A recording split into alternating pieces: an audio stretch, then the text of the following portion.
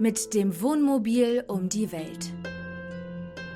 Ihr Wohnmobil ist endlich da. Sie können es heute Nachmittag abholen, sagte der nette Verkäufer mit seiner angenehmen Stimme am anderen Ende der Telefonleitung zu mir. Oh, danke, wir freuen uns, antwortete ich ihm freundlich. Das musste ich unbedingt Wolfgang erzählen, wo sich Wolfgang doch so darauf gefreut hatte. Mit einem Wohnmobil um die Welt. Oder zumindest durch Europa. Das war unser lang gehegter Traum. Unabhängig, frei. Auf diesen Moment hatten wir lange gewartet. Wir waren noch jung, als wir zum ersten Mal davon träumten. Das war, glaube ich, 1974, als Moni und Micha, unsere damals besten Freunde, spontan beschlossen hatten, mit einem bunt bemalten T1 ein Jahr lang durch die Gegend zu reisen. Bis nach Indien wollten die beiden damit. Ich finde die Idee klasse, schwärmte ich Wolfgang vor. Ach, die sind in 2 Wochen wieder da, beschwichtigte Wolfgang meine Euphorie lächelnd. Oder meinst du, so eine ungeplante Aktion geht lange gut? Irgendwann fahren wir auch mit einem Wohnmobil um die Welt. Aber nicht so kopf- und ziellos wie die beiden.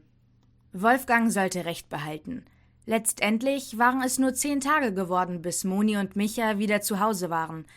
Bereits am Bodensee hatten sie einen riesigen Krach miteinander bekommen und sich hinterher sogar getrennt. Trotzdem schwebte der Gedanke an ein solches Abenteuer weiter im Hinterkopf. Doch irgendwie kam uns dann einfach das Leben dazwischen, unseren Traum in die Tat umzusetzen.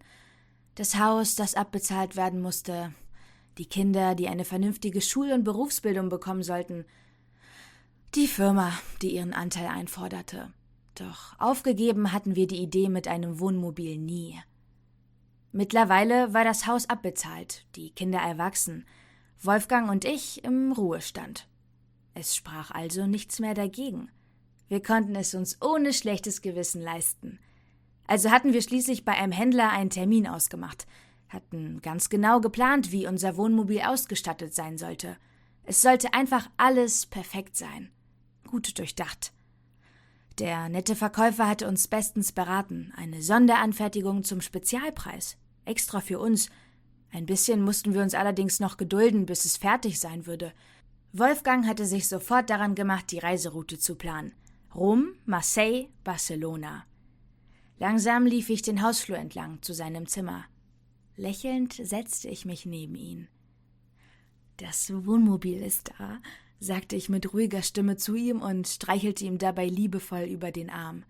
»Ich werde heute Nachmittag zum Händler fahren und es abholen.« Ein Lächeln huschte für den Bruchteil einer Sekunde über sein Gesicht.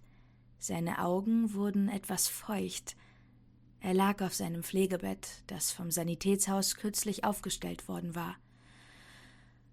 Vor wenigen Wochen hatte er einen Schlaganfall erlitten. Er konnte noch immer nicht richtig sprechen, nicht laufen. Seine linke Körperhälfte war gelähmt. Ob er sich jemals wieder richtig davon erholen würde, stand in den Sternen. Irgendwann fahren wir auch mit einem Wohnmobil um die Welt. Seine Worte von damals kamen mir wieder in den Sinn. Irgendwann. Ja, irgendwann. Doch irgendwann war es zu spät dafür.